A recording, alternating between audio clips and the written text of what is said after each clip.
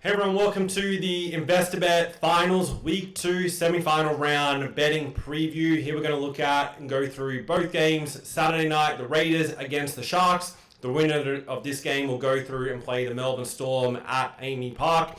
And then on Sunday afternoon, the Bulldogs against Panthers. The winner of that game will go through to play the Brisbane Broncos at Suncorp Stadium on Sunday next week.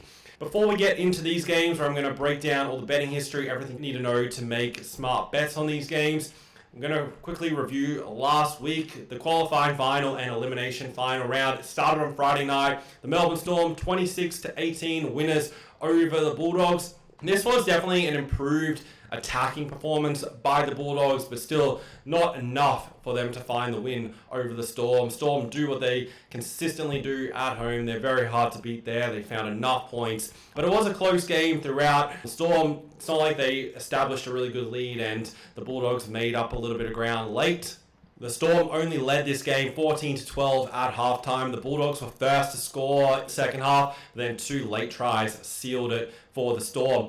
On Saturday, we had the first of 2 elimination finals. Penrith comfortable winners over the Warriors, 24 points to 8. The Warriors only managed the 1 try through Lakahalis. Penrith running out 16-point winners. It was a game that was somewhat in the balance for the most part. I think the bit of the backbreaker for the Warriors was they were defending really well. They were keeping the Panthers stuck in their own 10 and 20 meter line, trying to start sets, which is very difficult to do. And then Nathan Cleary kicked it out from inside his own 20. The ball landed just over halfway, bounced back, and the Panthers turned it into a try, and they ran away with it from there, scoring a couple of late ones. Saturday night, the Sharks beat the Roosters 20-10. Roosters scored first in this game. It was a bit of a low-scoring first half. Noah Quinidawasi got the first try in the right corner. Sharks scored 2 tries in that 5 or so minutes before halftime, which put them in front at the break. The Roosters got the first try after halftime to close the margin back to 2 points. And then with about, 15 minutes or so to go, the Sharks took a penalty goal where that penalty goal put them up by 4 points. And considering we were on the Sharks, I was a little bit concerned that taking the penalty goal there may come back and hurt them if the Roosters go over and convert it. But they weren't able to, and the Sharks got a late try through Toby Rudolph, who crashed over next to the post, and that put the Sharks out to a 10-point margin, which is what they won by. And then on Sunday afternoon, the Broncos, 29-28 point winners over the Raiders. This was a game that Canberra kind of thought they had won on 3 occasions. Ko Weeks ran 100 metres, scored a try. That put Canberra up by about 16 points with 15 or so to go. And from that point, you kind of thought Canberra would be home, particularly in front of their home fans. But the Broncos got momentum. They couldn't be stopped going down that left edge, which is where I'm expecting the Sharks to target this week. And they scored 3 tries. Only one of those tries was converted, so they're still down by 2 points when the 80-minute siren went. But the bunker reviewed the final play. They found a penalty for Hudson Young when he charged down the kick, or attempted to charge down the kick, running into Walsh's leg. They take it to 10 metres out, kick the penalty goal. It goes to extra time. Nobody scores in extra time. Canberra thought they had the game won, but it came back disallowed by the bunker. So those are the 3 occasions where they thought they had the game won. Then Ben Hunt lands the field goal to go on and win the game. A super entertaining game for a neutral fan and just watching the game. Also probably really good if you're a Broncos fan. Definitely not so for Raiders supporters. But with finishing first, they get the double chance. They get another home game this week to try and go through to a semi against the Melbourne Storm. The Storm game went over the total. Both the elimination finals went under, and then the other qualifying final went over the betting total for the game. Storm and Panthers both won as favourites. Sharks and Broncos both won their games as underdogs. The winner of every game also covered the spread during that week. Now, getting into the games coming up this week, the first of which, the Raiders against the Sharks. Canberra, $1.56 favourites, -4.5, and the total is 45.5. This line did creep out to 5.5 and has since come back into 4.5. I was really hoping it'd get out to the 6.5 and go 1 more point because I like the Sharks here as the underdog. They have won and covered 3 of the past 4 against Canberra. These sides have only met once this year, and that was the game of the past 4 that the Raiders won. They were $2.35 outsiders back in round 5 this season, where they won 24 points to 20. Now, Canberra only won that game by 4 points, and it definitely wasn't a comfortable 4-point win.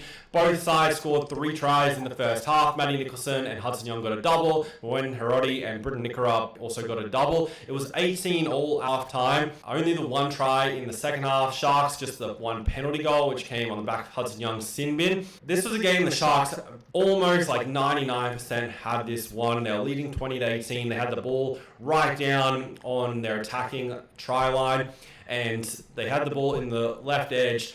I kind of feel like Trindle could have pushed the pass and Sharks score, wrap the game up. It's all over. Instead, he took the tackle, took the bit more conservative play, but in that situation was probably the more safer play. Canberra start their set of 6, go 90 metres, and score a bit of a miracle try to win the game through Sebastian Kris, who was the one who finished up with it. But quite a lot of the 13 on the field for the Raiders touched the ball during the exchange where they were able to get it. This is a game that really could have been a Sharks win, but Raiders snatched it late. They have had a habit of doing that this season, not necessarily in the final couple of minutes, but producing second half comebacks and winning games.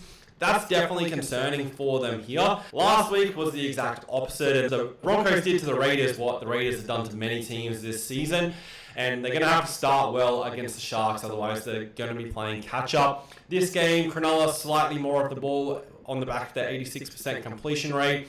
Raiders led the line breaks 4-2, and the Sharks did miss 31 tackles, which is going to be the key for them to make sure they defend well in this game. They have been defending very well of late. They kept the Roosters to 10, the Bulldogs to 6, the Knights to 16, and haven't conceded over 22 points all the way since round 17 when they're on the road against Melbourne. So if they can defend like that, they're going to be very hard to beat here, particularly as a 4-point underdog in this game. Errors were even. Sharks did win the count 7-2, and the set restarts 4-3.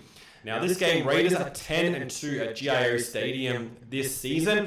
Of their 10 wins, the last 8 have all been against sides that missed finals this year. So a lot of that form has come against lower ranked sides. So their home stats, like if you're looking in the bet finders at the Raiders' home numbers this year, keep in mind a lot of that has been against low tier opposition. The 2 games that they did win at home was first in round 2 against the Broncos, and then the game in round 5 against the Sharks, where they won by the 4 points. So I don't think the Raiders' home is as strong as potentially their win rate looks like, but the Sharks have also lost 5 of their last 6 games at GIO. The latest 2, though, have been really competitive. Like, they lost by the 4, and then they did win 40-0 there last season. So I don't think it's like a massive home field advantage for the Raiders. The Sharks will probably also draw on the 2016 when they won the premiership. They beat the Raiders at GIO in a final. It was probably called Canberra Stadium back then, but they did go there and beat Canberra. So they'll be looking for a repeat of that. Stats-wise, there's very little between these 2 sides. And like I mentioned, like we had 2 underdogs win last week. We've had a lot of underdogs win all season. There's hardly been a round go by where 3 or 4 underdogs haven't won games. So you really got to, like, there's not much between the teams this year. It's a very even competition. And that's why if you're getting quite a considerable number of points for sides, then you really have to look closely at it. Attack-wise, there's very little between these 2 teams. The Raiders slightly better attacking numbers than the Sharks, but not a great differential. And then defensively, the Sharks have the better numbers here, but once again, very little between the 2 sides. I think this game being at night definitely favours the Sharks and being the stronger defensive side. And also last week we saw the 2 elimination finals be unders and low scoring games. I think that's what we're going to see for both games this week. So with the total at 45.5, 3 of the past 4 head-to-head going under, I'll be leaning towards the unders in this game, and also the Sharks as the underdog. Definitely think Cronulla can cause an upset here, so don't mind them on the money line, but also with that handicap. If you can get the plus 6.5, that would be really good. There's no changes for either side coming into this game, either from them games last week. There may be alterations between now and Saturday, but at this stage, no changes to the lineups. I think the big thing for this game is how Canberra come through that match against the Broncos. Did it motivate them? Do they show up better? Do they have a bit of a letdown off a 93, 94 minute game? Also, having thought they'd won the game effectively 3 times. How does that mentally affect them? Ricky Stewart likely will have them up, but they're going to need to put together a full 80-minute performance, particularly with the fact, I think I mentioned before, that the Raiders aren't the best first half team this year, and the Sharks have been a very good first half side. And if the Raiders are trying to make a comeback here, if they're trailing with 10, 20, 30 minutes to go in this game, or even just in the second half, are they going to have the legs to be able to run down Cronulla, who definitely had the easier of the two teams' games. Even though the Sharks was the elimination game and they were the underdog in that game, they definitely had the easier physical game compared to Canberra in that game against Broncos. Not just from a minutes played perspective, but also just the contest, the speed of the game, all those kind of things that contribute to it. The plays I like in this game, Sharks is the underdog and also the unders, but definitely prefer the side of the two. Now, Bulldogs, Panthers, Sunday afternoon. Penrith are $1.33 favourites, minus 9.5. The total is 39.5. Penrith have won 8 of the past 9 versus the Bulldogs, and the only time they lost was in round 26, so a few weeks ago, when they rested their entire side. Bulldogs were $1.11 favourites, won 28 points to 4. I don't think you need to worry about that game at all. Just put a line through it. That means that effectively Penrith have won 8 of the past 8 prior to that game against the Bulldogs. Bulldogs, though, have covered 3 of the past 4, but 2 of the past 3 if you exclude the game where Penrith rested everybody. We'll look back at the round 17 meeting, so that was this one here. Penrith were $2 outsiders, and they won the game 8 points to 6. There were just the 2 tries scored in this game. Bulldogs got the only try of the first half. Penrith got the only try of the second half, but Penrith also had the Dylan Edwards field goal before half-time, so they trailed by 4 at half-time, but got all 6 points in the second half to run out 2-point winners. Penrith 86% completion rate, Bulldogs just at 72 in a 2-point loss. Bulldogs more off the ball though, and significantly more meters gained. Line breaks were even, tackle breaks both fairly even, not a great deal of difference between the two sides defensively. Both teams missed about 30 tackles, and we had 3 line breaks each. Doubt we see many more missed tackles and line breaks than these numbers, and we only had 14 points scored. So I think this is a game where points are going to be a little bit hard to come by. Errors 10-11, Bulldogs just making the 1 more. Penrith won the penalty count 7-4. Bulldogs won the set restarts 3-2. This game that we're looking at back in round 17, and if you look at the Bulldogs, they had the bye in round 16, which was the week prior to this game we're looking at here. And since then, they've only had 5 wins and 7 losses. Those wins against the Cowboys, Dragons, Sea Eagles, Warriors, and the game against Penrith. The only real merit performance technically during that period, they did smash the Seagulls. The game against the Warriors is the only one where you can really give the Bulldogs credit as beating a top side. They win that game 32-14 at home, but the Warriors haven't really had a great end to the season from their perspective. I think Penrith will win this game. I think that it's going to be too strong. Bulldogs aren't going to find enough points. I did notice with the Bulldogs, with Stephen Crichton out injured, there is the changes here to the lineup. Matt Burton goes into the centres. Sexton and Lachlan Galvin will be the halves pairing at this stage for the Bulldogs. But I just think overall, Penrith just too strong defensively. They'll limit the Bulldogs' scoring chances. The Bulldogs found points last week against the Melbourne Storm. That's really positive going into this game. But Penrith, they started the season poor defensively, but their defensive numbers have been just as good as they've been in other premiership seasons in this second half of the year. And for the Bulldogs to win this game, I think they're going to need to score at least 20, 24, 26 points, which I think they have the ability to do at this stage. It will take a real motivated, galvanized performance for them to do that, but I just see it very unlikely that happening. I wouldn't lay Penrith to win by 10 or more. I think for that to happen, Bulldogs will have to be off, and Penrith will just have to be playing absolute perfect. It'll have to come by a couple of late tries or something like that to push it out. But I definitely like the Panthers on the money line just to win the game. Even though it is around the $1.33, $1.35 mark, depending where you look, I think that is the best way to play this game. You can pair it with other things to make a decision closer to Sunday. But this game being in the day heavily favours the Panthers. I think Penrith have a very good record in day matches, and they'll be the two stronger of the sides. Bulldogs are the better overall season defensive numbers, but coming into this game, recent form, Penrith are the number one defensive side in the competition, and I think that's going to show here. It's defense that wins finals matches. That's why I like the Sharks to beat the Raiders, and it's also why I like the Panthers to beat the Bulldogs. Similar to last week, that's why we went with the Sharks as the underdog against the Roosters off those defensive numbers. This is a game where I feel like Penrith will run out fairly comfortable winners. I think there'll be periods where it'll be close, but just over 80 minutes, Penrith will be the strongest side.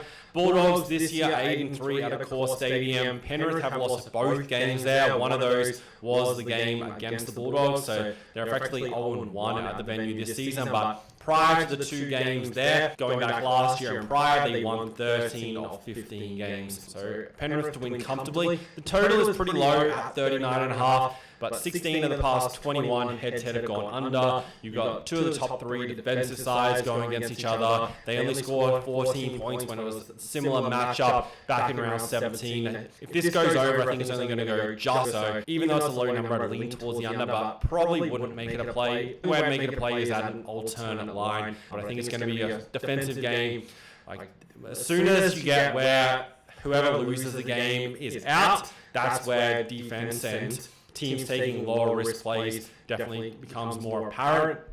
I think that's what we're going to see in both these games. There will be try scorers for both matches. Looking at 2 try scorers for the Sharks and probably just 1 for the Panthers. I'm going to cover that in a separate video and break down the reasons why for those selections. So I'm excited to go through those. For last week's try scorers were really good. And the weeks prior, we've been on a really good run. So we'll continue that for the final 3 weeks of the season.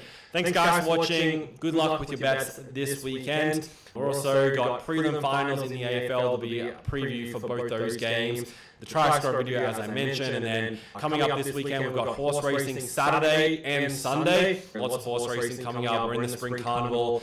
If you join investor.bet Racing, which you can access through the link, if this Spring Carnival, so September, October, November combined, we don't profit at least 50 units, then you get your membership extended for 3 months completely free if you're a new member. So definitely check that out and go through and see all the results from every single bet for the past 4 years.